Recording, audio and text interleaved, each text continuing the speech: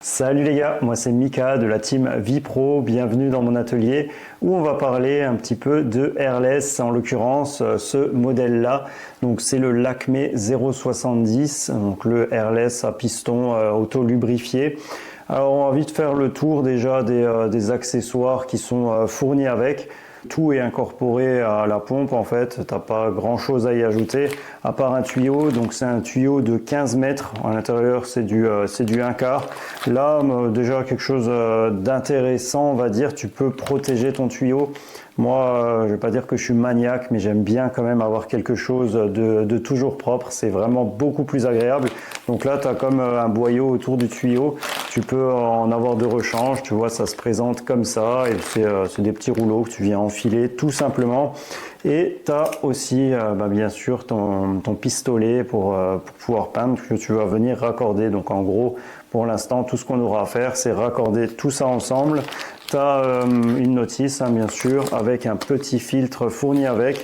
Donc je vais te montrer tout ça un petit peu plus en détail, mais déjà ça va être un modèle qui sera plus destiné à des petits chantiers on va dire.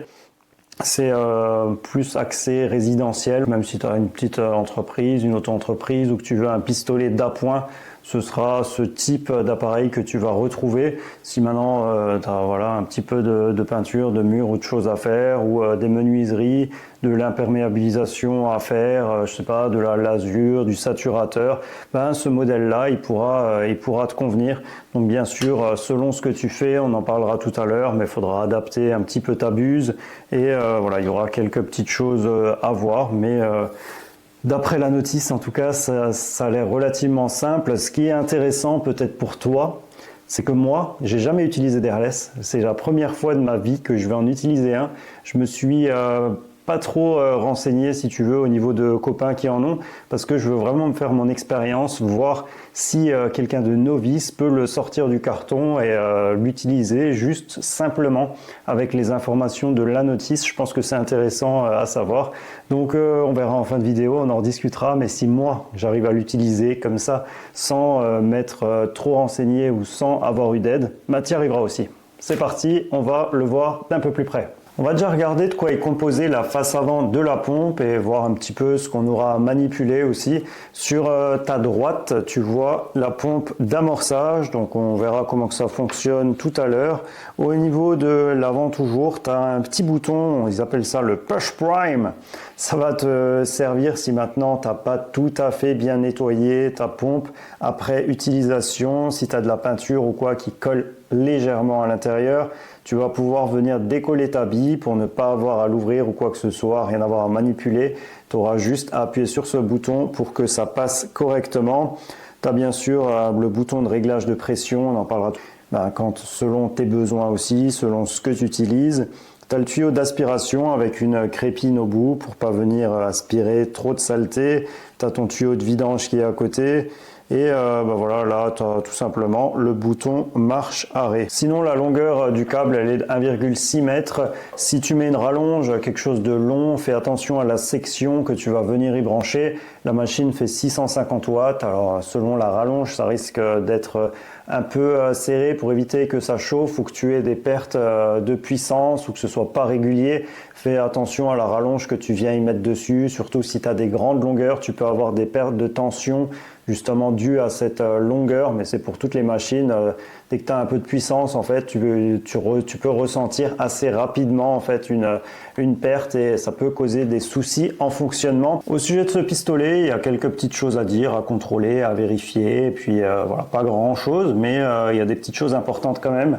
Déjà le verrouillage. Donc ça, verrouille-le à chaque fois que tu l'utilises pas parce que tu as vite fait de le prendre en main, de te déplacer, de pousser dessus, même si tu as un arceau devant, et d'en envoyer partout. Donc verrouille toujours ton pistolet. Tu as un filtre en dessous, donc tu as un filtre dans ta poignée. Alors c'est important, vérifie toujours qu'il soit propre, en bon état, nettoie-le bien. Ta place, j'en garderai même d'avance, comme ça tu es sûr de toujours pouvoir l'utiliser, pas qu'il soit colmaté et puis que voilà, tu n'as pas de quoi faire et là tu es embêté. Tu vois, c'est un petit filtre comme ça, hop, qui est à l'intérieur. Donc, nettoie-le bien. Et sinon, il y a l'histoire des buses. Alors, les buses, il faudra faire attention à ce que tu utilises selon ce que tu fais.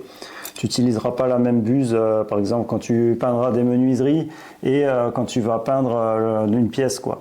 Moi, je vais l'utiliser là pour peindre un plafond. Donc là, ça ne me posera pas de problème d'avoir cette buse, la 515, mais elle n'est pas adaptée pour tout. Si tu veux, selon ce que tu fais, il faudra adapter ta buse.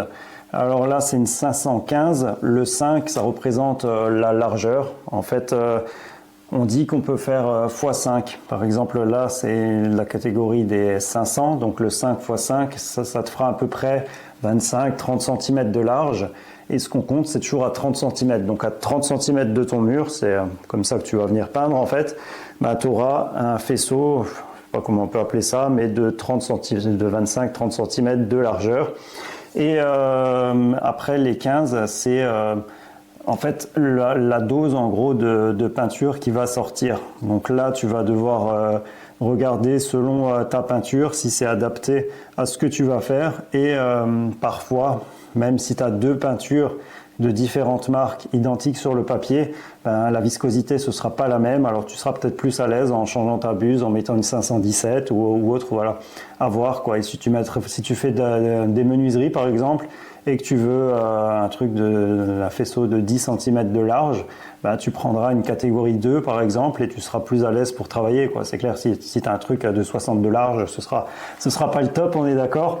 Donc fais attention à ça. La buse, ça reste du consommable parce que selon ce que tu vas utiliser comme peinture, ce sera plus ou moins abrasif et avec le temps en fait ben, ça va s'user et ça va te relâcher plus de peinture que la normale. Donc voilà, fais attention à ça. N'oublie pas que c'est du consommable, donc qu'il faudra en racheter dans le temps. Donc ta buse, tu peux la nettoyer en faisant un quart de tour comme ça. Tu viens décoller en gros ce qu'il y a dessus, tu la remets en place et puis tu peux bosser. Donc voilà, je pense qu'il n'y a pas d'autre chose à dire sur cette buse. Je vais pouvoir mettre en place mon tuyau, tout brancher. Donc tu as des joints à l'intérieur, hein, donc voilà, il suffit de tout raccorder. Voilà, à ce niveau-là, encore un truc pas mal, tu as un joint tournant. Donc ton joint tournant, il te permettra, quand tu te déplaces, au lieu de devoir peut-être, si tu as des problèmes avec ton tuyau, s'il s'en mêle, tu vas pas finir par faire des tours et avoir des anneaux de tuyaux partout. Là, tu as un joint tournant, donc voilà, tu pourras te déplacer, le pivoter, tourner avec, ça ne te posera pas de problème. Donc là, on va déballer le tuyau. Alors, il y a des rilsans. Prends pas un cutter et démolis pas tout, fais attention, ça reste des tuyaux. À ta place, je prendrai un ciseau, ça va tout aussi bien et c'est bien moins risqué. Bon, par contre, je te connais, hein, va pas me défoncer les raccords là, tu prends tout simplement des clés. Tu vois, il existe des clés. Les multiprises, fous-les de côté, va pas défoncer tes tout beaux raccords tout neufs là. Une clé de 18, une clé de 19 et tu seras bien. Donc ici, on vient se raccorder. Donc tu as déjà des joints à l'intérieur, hein, tu n'as rien de spécial à faire. Ici, bon, tu ne le vois pas parce que j'ai la protection, mais en fait, tu as comme un ressort qui vient protéger, donc pour pas que si tu le ranges ou en fonctionnement, que tu viens avoir un vieux pli ici, c'est là où ça plie en règle générale toujours. Mais voilà, là, tu as des petites protections, que ce soit d'un côté que de l'autre, il est fait exactement pareil. Et tu vois, pour fixer ta gaine autour, des rilsans en boule, c'est très bien.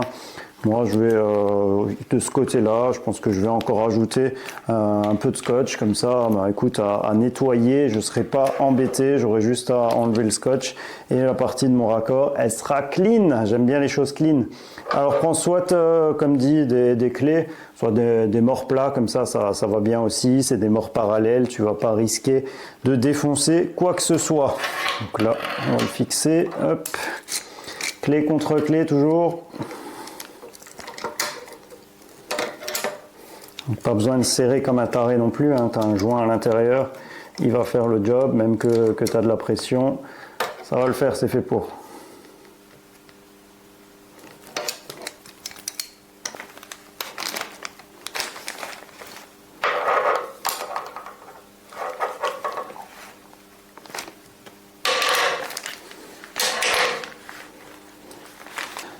Bah écoute, j'ai envie de te dire qu'on est prêt à bosser là, donc par contre il faut protéger, faut protéger quand tu utilises un airless, protéger le sol, protéger les menuiseries. Là moi c'est un plafond que je vais faire dans la pièce là, donc je vais protéger tout le reste de la surface autour. Et voilà, on va se retrouver dans la pièce tout à l'heure quand ce sera protégé.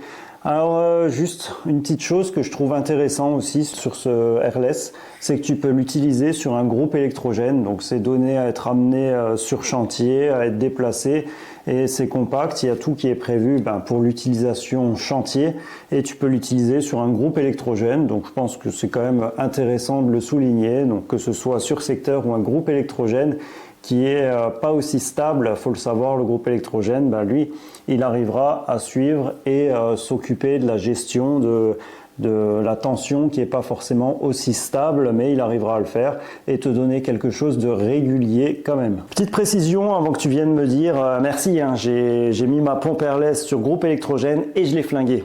Non, c'est important de mettre un petit système de protection en place. Le ProGuard Plus, ça fait très bien l'affaire. Regarde un petit peu, si tu comptes te mettre sur groupe électrogène, ça protège des fluctuations de tension, surtension, tension trop basse, voilà, c'est important.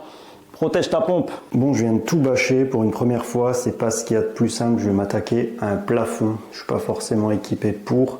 Je t'expliquerai pourquoi, mais voilà, il y a moyen de faire quelque chose de plus optimal.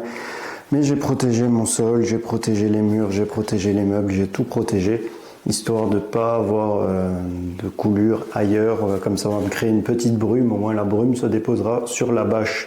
Je vais faire un petit essai d'abord là-dessus. Pour être sûr de manger, de la pression, je vais faire mes réglages, je vais te montrer ça. Mais voilà, je vais m'attaquer au plafond. Il faut que je me mette à 30 cm à peu près du plafond. Je vais voir où j'arrive. Si je me mets pas sur quelque chose, on va voir exactement comment que ça se passe. Donc là, j'ai tout préparé. Hop. Donc celui-là, je vais le laisser à l'écart, comme ça, il risque pas de prendre de la peinture ou quoi. Et puis là, j'ai préparé mon seau de vidange, mon seau, ma peinture. Et tout est prêt, donc je vais te montrer un peu comment que ça se passe pour la mise en service. Pour la mise en route, c'est pas compliqué, tu vas mettre ton régulateur de pression sur la position la plus basse. Après ça, tu vas avoir deux seaux. Donc tu as bien sûr ton seau de peinture et un seau qui va te servir de bac à déchets. Dans le seau de peinture, tu vas immerger ton aspiration, donc c'est le tuyau avec la crépine, le plus gros des deux. Et le deuxième, le transparent, tu vas venir le mettre dans ton bac à déchets, c'est ton tuyau de vidange. À partir de là, tu peux te mettre sur on et tu tournes ton régulateur de pression jusqu'à que la pompe soit bien remplie de peinture et purger tout ce qu'il y a à l'intérieur. Une fois que tu vois de la peinture sortir dans ton seau à déchets, tu peux basculer en position pulvérisation. Arrivé là, tu déverrouilles la gâchette de ton pistolet et tu vas venir l'actionner sans buse au-dessus de ton bac à déchets pour bien purger. Et une fois que tu as de la peinture qui sort, tu peux te mettre au-dessus de ton bac à peinture et continuer pendant une vingtaine de secondes pour être sûr que tu n'aies pas de bulle d'air pour qu'après tu sois bien régulier. Une fois que c'est fait, tu peux visser ta buse et puis là c'est parti, tu vas pouvoir peindre. Donc là, il va falloir régler ton régulateur de pression. Donc c'est selon ta peinture, ta buse. Voilà, là t'as pas de science exacte. Il faudra que tu fasses des essais. Moi, je fais un essai sur un carton. Et une fois que j'ai atteint ce que je veux, c'est bon, je reste comme ça sur cette position. Et puis c'est parti. Donc bien sûr, équipé de la tête aux pieds, lunettes, masque, une combi complète, même des surchaussures, des gants comme ça. Je suis tranquille. Une fois que j'enlèverai ça, je serai clean. En transe sans doute, mais clean.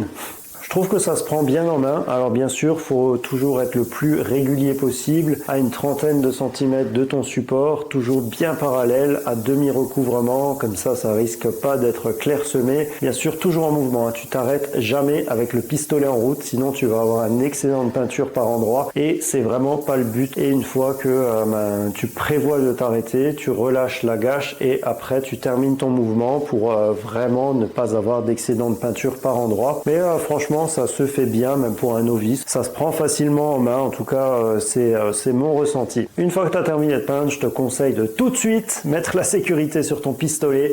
On a dû tous voir des vidéos sur les réseaux où tu as voilà, de la peinture partout dans une pièce et une catastrophe, quoi. Tu n'as vraiment pas envie de te retrouver dans cet état-là. Donc sécurité, moi je la mets tout le temps dès que j'éteins le pistolet, sécurité, comme ça je suis tranquille.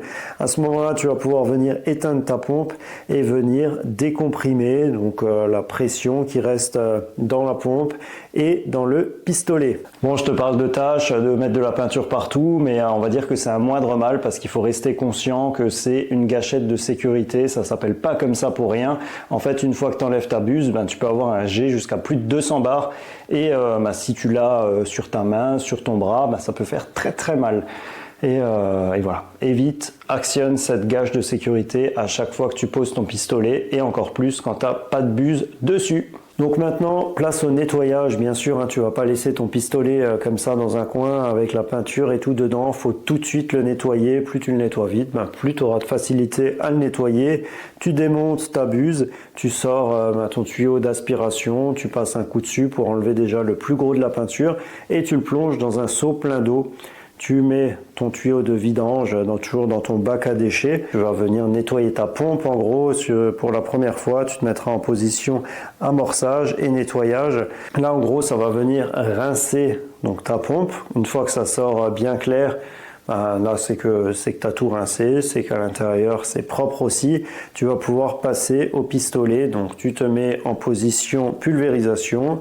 Toujours en position nettoyage, hein, et là tu vas venir actionner le pistolet dans ton bac à déchets jusqu'à que ça sorte bien clair. Une fois que tout ça c'est fait, ben c'est bien, tu as nettoyé déjà ta pompe, ton tuyau. Après ça, moi j'ai passé un bon coup sur les filtres, voilà, pour pas qu'il y ait de restes d'impuretés ou de choses qui se colmatent dessus. Il faut savoir que tout ce que tu fais là, c'est des problèmes que tu vas éviter la prochaine fois. Donc essaye d'être le plus clean possible, que tu n'aies pas de problème la prochaine fois que tu voudras l'utiliser. Je vais te parler de mon ressenti quand j'ai posé le pistolet. Ben, franchement, c'est ce que je me suis dit, c'est très simple, ça va super vite, vraiment c'est impressionnant hein, comparé à un rouleau. Ben, en général, le rouleau déjà tu passes des fois 3-4 couches parce que je sais pas si tu es comme moi assez perfectionniste dans ce que tu fais, mais les traces de rouleau, ben, moi ça me dérange vraiment, alors j'essaye de passer, repasser pour en avoir un minimum, même si voilà, tu peux pas tous les éviter. Et quand c'est toi qui le fais, ben, tu as toujours l'œil critique et puis tu vois les petits défauts et ça me dérange vraiment. Alors que là, ben, en fait, t'as pas ces traces de rouleau, t'as pas les angles dégagés un petit peu au pinceau qui laissent des traces un petit peu différentes, des traînées. Ok, faut protéger, ça prend un peu plus de temps. Et encore, si maintenant tu as toute une pièce à peindre, si tu as un logement complet à peindre, ben, en fait, tu auras juste tes fenêtres à protéger. Si tu veux passer un coup de blanc, tu vois, tu auras vraiment une belle finition sur toute ta surface et tu n'auras pas cet effet un petit peu peau d'orange comme ça que tu peux retrouver au rouleau, dépendant la peinture que tu appliques, dépendant le séchage, dépendant la couche que tu viens mettre au rouleau. Ben, voilà, l'effet il n'est pas toujours clean, alors que là, ben, en fait, tu n'as aucune trace, tu n'as aucun raccord, tu n'as aucune trace de rouleau, tu n'as pas cette peau d'orange comme je te disais. Et je trouve ça vraiment intéressant quand tu es sur des grandes surfaces. Ben, tu gagnes énormément de temps. Hein. Ok, il faut le mettre en place, il faut le nettoyer quand tu as fini. Mais sur des grandes surfaces, tu t'y retrouves, c'est 100% sûr. J'ai terminé mon nettoyage. Bon, faut dire ce qui est, ça prend quand même un petit peu de temps parce qu'il faut nettoyer le circuit de la pompe, il faut nettoyer le circuit du tuyau, faut brosser un petit peu le pistolet, les filtres, voilà, pour que ce soit clean et pour que tu ne sois pas embêté la prochaine fois. Donc voilà, là j'ai terminé, j'ai passé un coup sur le pistolet, il n'avait pas grand chose, hein. Tu as un tuyau de 15 mètres, alors faut pas être bête non plus, tu le laisses à l'écart. Et tout ça, le reste, ça se nettoie bien, il n'y a pas eu de souci particulier. Et donc là, on est prêt pour le stockage. Alors pour le stockage, comme on l'a nettoyé, enfin comme je l'ai nettoyé à l'eau, donc j'ai bien nettoyé les circuits à l'eau, mais il y a de l'eau qui est à l'intérieur et l'eau qui reste à l'intérieur peut endommager la pompe, donc ce serait vraiment dommage, alors qu'il existe des liquides de conservation. C'est tout simplement un liquide que tu vas venir pomper et qui va rester en fait à l'intérieur le temps que tu l'utilises pas. Comme ça, ben, tout restera bien en état et puis ça ne te posera pas de problème pour la prochaine mise en service. Donc bon, ma crépine elle rentre pas là-dedans le tuyau, le bouchon est un petit peu petit là, le goulot, donc je vais tout simplement le transvaser. J'ai bien séché un fond de bouteille et puis je vais le pomper. Je vais te montrer la procédure, c'est tout simple. Bon, tu vois que c'est un liquide bien coloré, donc le but ça va être de l'aspirer par la crépine et faire recracher par l'évacuation, donc par la vidange, hop. Et quand ça sortira bleu, donc on saura qu'on a déjà rempli, et on va laisser couler quelques secondes, histoire d'être sûr de l'avoir bien rempli. Donc, position basse toujours, hop, là on va plonger la crépine, hop, et là on va le mettre en route doucement.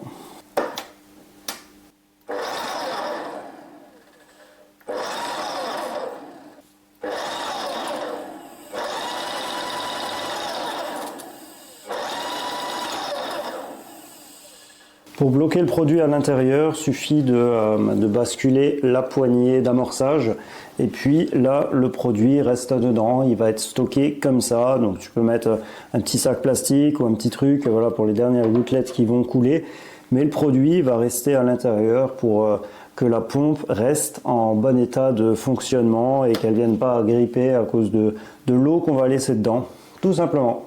Petit retour sur mon premier essai, alors c'était restreint, hein. Je voulais vraiment quelque chose de petit pour me familiariser avec, déjà avec l'appareil et avec leur façon de peindre, pouvoir prendre le temps tranquillement de m'y faire et tranquillement de te filmer tout ça aussi. Alors déjà super content, hein, le résultat il est top, il est vraiment comme je l'attendais, donc ça c'est nickel, rien à dire. Et au niveau de la mise en service, ça s'est bien passé aussi, c'est un pas à pas, hein, tu regardes, bim, fais ça, tourne ça, machin, tu as juste à suivre le déroulé de ton pas à pas et tu le mets en service tout seul, tranquillement. Donc ça c'est vraiment bien, c'est simple d'utilisation au final, même pour un novice. Alors c'est très stable, hein. Moi pour le régler, j'ai tout simplement craché un petit peu sur un carton, j'ai tourné la molette et puis au fur et à mesure en fait j'ai réussi à avoir ce que je voulais, j'ai laissé comme ça et puis c'est très stable, ça ne bouge pas, c'est toujours exactement pareil et ça c'est vraiment plaisant.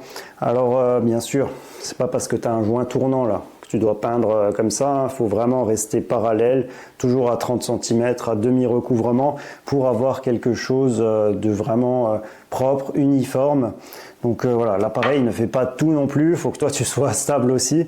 Et voilà, au niveau de la peinture, ça s'est bien passé. Après, c'était pas forcément optimal peindre un plafond avec ce pistolet. Enfin, ce pistolet. Ça aurait été bien d'avoir une rallonge. Il y a des rallonges qui existent où tu peux diriger ta buste, ta tête et du coup pas être directement en dessous quand tu es en train de peindre. Et ça c'est intéressant, ça évite d'avoir des retombées dans la figure directement. Donc voilà, y penser, c'est un petit accessoire que tu peux adapter dessus. Donc moi j'ai pas été embêté quand j'ai peint, à part une fois ça a bouché au niveau de la buse. Donc comme je te l'ai dit, tu fais un demi-tour, tu craches la saleté, l'impureté que tu as à l'intérieur, tu retournes et puis c'est reparti, tu peins. Au niveau du nettoyage, alors pareil, tu suis le pas à pas, hein, donc voilà, c'est pas compliqué, c'est juste un pas à pas à suivre. C'était un peu long pour l'avoir vraiment nickel, peut-être parce que j'ai pas l'habitude non plus, j'ai dû regarder où il y a tous mes filtres, comment nettoyer mes filtres. Il y a un filtre aussi ici juste en sortie de l'airless pour aller vers le tuyau, donc il y a 2 filtres à bien nettoyer, toujours vérifier le bon état et puis tout se passera bien. Alors pour le stockage, ne réfléchis pas, hein, pense toujours à le mettre de l'anti-corrosion à l'intérieur, c'est pour préserver ta pompe, hein, tout simplement. L'eau sinon ça va lui faire du mal. Sinon tu n'as pas grand chose à faire à part peut-être mettre un peu de lubrifiant sur les pistons. Ça servira à éviter que la peinture ne risque d'adhérer dessus si tu en as qui vient sur l'appareil et ça peut lui faire du mal dans le sens où si la peinture elle finit par sécher, ça peut t'abîmer les joints du piston, c'est abrasif et ce serait vraiment dommage pour pas grand chose que ça te l'abîme. Donc sinon écoute, j'ai pas grand chose à dire, pas grand chose à reprocher à ce Airless à part peut-être je me dis il est fait pour le transport, il est étudié pour le transport, il n'est pas trop lourd et c'est dommage qu'il n'y ait pas de support par exemple pour le câble. Tu vois, un petit support en dessous, là il y a la place en plus, ça aurait été bien, et un petit support pour tout simplement le pistolet. En dessous là aussi, celui-là ça aurait pas été gênant non plus, par-dessus, et puis tu pourrais tout prendre d'un coup. Ça pourrait être intéressant, je vais peut-être me bricoler quelque chose pour tout avoir toujours sur moi. Alors il sera peut-être pas forcément destiné à tous les besoins, donc pour un novice, pour quelqu'un qui veut commencer l'airless, pour un auto-entrepreneur qui a différentes choses à faire, ça peut être très intéressant. Par contre, pour quelqu'un qui a des grandes surfaces à faire, beaucoup de peinture à passer, il faudra peut-être se tourner vers quelque chose de plus puissant. Ça, ce sera vraiment à voir en fonction de tes besoins, de tes chantiers. Pour moi, pour passer de la peinture murale ou pour passer du saturateur, ça peut être vraiment intéressant. Quand tu as pas mal de saturateurs à passer, tu te fais une façade avec ça ou quoi, ça peut être vraiment sympa. Donc j'espère t'avoir aiguillé, peut-être rassuré sur l'utilisation de Stairless. Et écoute, si jamais ce genre de contenu t'intéresse, n'hésite pas à t'abonner à la chaîne Vipro. Si l'appareil t'intéresse, tu trouveras les références en dessous sans problème, peut-être même un lien avec. Et puis écoute, moi je te dis à bientôt.